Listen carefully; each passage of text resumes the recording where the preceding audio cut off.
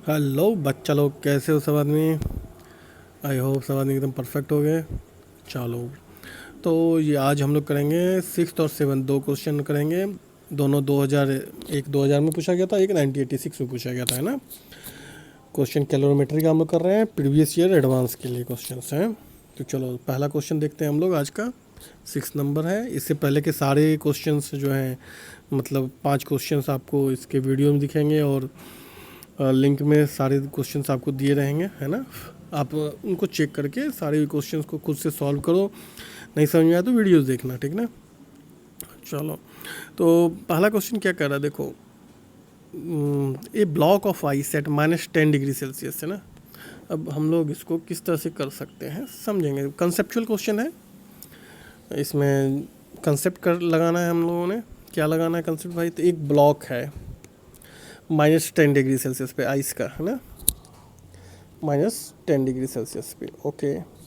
उसको slowly heat किया गया है और उसको स्टीम में कन्वर्ट किया गया 100 डिग्री सेल्सियस तक। स्टीम में किया गया 100 डिग्री सेल्सियस तक, ओके। ये आइस है। तो अब देखो, आइस से पहले क्या होता है, हम लोग हीट करते हैं तो 0 डिग्री सेल्सियस आइस बनता है, ओके। तो यहाँ क्या हो रहा है, टाइम के साथ जैसे हीट आप देते हैं तो टेम्परेचर क्या होता है, हीट आप दे रहे हैं तो टेम्परेचर क्या होता है, राइज हो रहा है। अब आइस बनने के बाद क्या होता है, 0 डिग्री सेल्सियस वाटर बनता है। तो यहाँ आप जब हीट दे रहे होते हैं टेम्परेचर क्या होता है, कांस्टेंट हो जाता है ना। क्यों कांस्टेंट हो जाता है, क्योंकि फेज चेंज हो रहा होता है, फेज चेंज हो रहा है, ओके। तो अब हम लोग ग्राफ को बनाएं, धीरे धीरे बढ़ते जाएंगे। तो -10 डिग्री सेल्सियस पे पहले हीट सप्लाई किया गया, तो मान लेते हैं कि हीट सप्लाई किया गया, ओके। हीट सप्लाई किया, उसके बाद क्या, हीट सप्लाई करके हीट सप्लाई किया तो टेम्परेचर क्या हुआ, बढ़ा। तो टेम्परेचर बढ़ गया, ये हीट है, ठीक है। हीट सप्लाइड और ये टेम्परेचर है। हम लोग को ऑप्शन नहीं देखना चाहिए कभी भी, जब एडवांस में इस तरह का क्वेश्चन है ना, तो पहले ऑप्शन मत देखो, खुद से करो और उसके चेक करो कि ये ऑप्शन से मैच कर रहा है कि नहीं। तो हीट सप्लाई हुआ, उसके बाद क्या हुआ, पहला स्टेज हमने कर लिया। दूसरा स्टेज में क्या हो रहा है, टेम्परेचर कांस्टेंट होगा, हीट सप्लाई हो रहा है लेकिन टेम्परेचर कांस्टेंट होगा, तो ये दूसरा स्टेज हो गया। तो हम लोग स्टेज दे देते हैं, नंबर दे देते हैं, नंबरिंग करते हैं। 2 स्टेज हो गया, 1 और 2 हो गया। अब थर्ड स्टेज में क्या कर रहा है, थोड़ा कलरिंग कर लेता, अच्छा लगेगा देखने में। थर्ड स्टेज में क्या हुआ, अब ये वाटर था, अब वाटर से फिर ये क्या होगा, 100 डिग्री तक पानी में कन्वर्ट होगा। तो अब क्या होगा, हीट देते रहेंगे और टेम्परेचर क्या होगा, इंक्रीज करता जाएगा। तो ये थर्ड स्टेज है। थर्ड स्टेज में क्या हो रहा है, हीट जैसे जैसे बढ़ेगा टेम्परेचर भी बढ़ता जाएगा, ठीक। ये थर्ड स्टेज हो गया। अब 100 डिग्री वाटर है, अब 100 डिग्री वाटर पे हीट देंगे तो क्या होगा, ये फेज चेंज होगा फिर से। अब क्या बन जाएगा, 100 डिग्री सेल्सियस पे स्टीम बन जाएगा। तो टेम्परेचर क्या रहेगा यहाँ पे, कांस्टेंट रहेगा। ये चौथा फेज हो गया। तो अब यहाँ क्या रहेगा, टेम्परेचर कांस्टेंट, ठीक। अब ऐसा ग्राफ कहाँ है, देखो। पहले स्लोप में आ रहा है, फिर पैरेलल लाइन है, फिर स्लोप में, फिर पैरेलल लाइन। तो तुम देखोगे कि पहला ग्राफ जो ए नंबर का ग्राफ है वही ये है ना। समझ में आया। हमेशा ध्यान रखना इस तरह क्वेश्चन में कि फेज चेंज होता है। जब फेज चेंज हो रहा होता है तो क्या होता है, टेम्परेचर कांस्टेंट होता है। टाइम बढ़े या हीट आप देते जाएं, फेज चेंज के टाइम में टेम्परेचर कांस्टेंट होता है। बाकी टाइम में जैसे टाइम बढ़ता है या हीट आप देते हैं तो टेम्परेचर क्या रहता है, टेम्परेचर भी बढ़ता जाता है, ओके। चलो अब 7वां क्वेश्चन हम लोग करें। आज का ये दूसरा क्वेश्चन है। क्या कह रहा है ये क्वेश्चन, ये क्वेश्चन कह रहा है कि एक स्टीम है जो 100 डिग्री सेल्सियस पे है, इसको 1.1 kg ऑफ वाटर में, जो कैलोरीमीटर में है, कैलोरीमीटर का वाटर इक्विवेलेंट दे रखा है 0.02। वाटर इक्विवेलेंट मतलब क्या होता है, एक कंसेप्ट आ गया यहाँ पे। हम लोग को पता है ना वाटर इक्विवेलेंट का मतलब क्या होता है, जिनको नहीं पता उनके लिए वाटर इक्विवेलेंट का मतलब होता है कि सेम मास का वाटर अगर आप यूज करते हैं, सेम मास ऑफ वाटर अगर आप यूज करते हैं,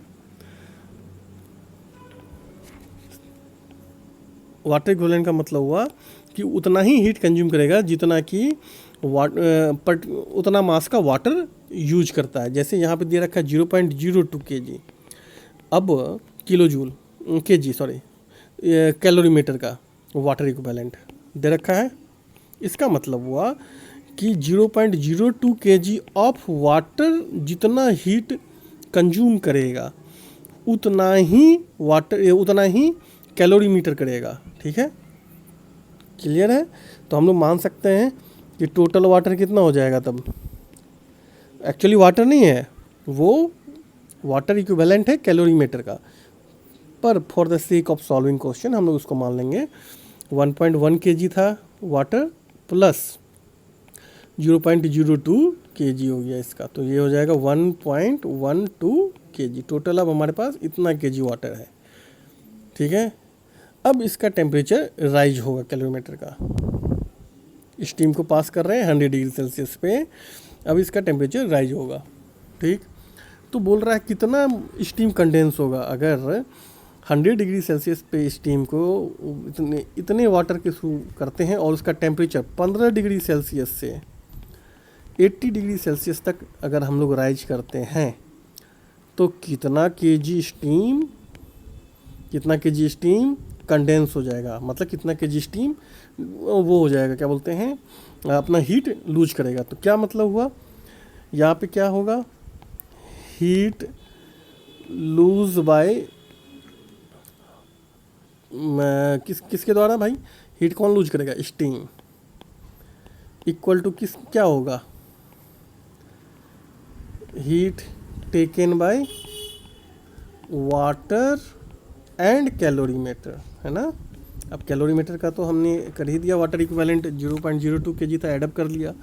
तब हीट लूज बाय स्टीम क्या हो जाएगा, मान लो कि m kg हीट था, स्टीम था, स्टीम मतलब कंडेंस होता है, और L उसका लेटेंट हीट ऑफ कंडेंसेशन है, तो ये क्या हो जाएगा, heat taken by water and calorimeter.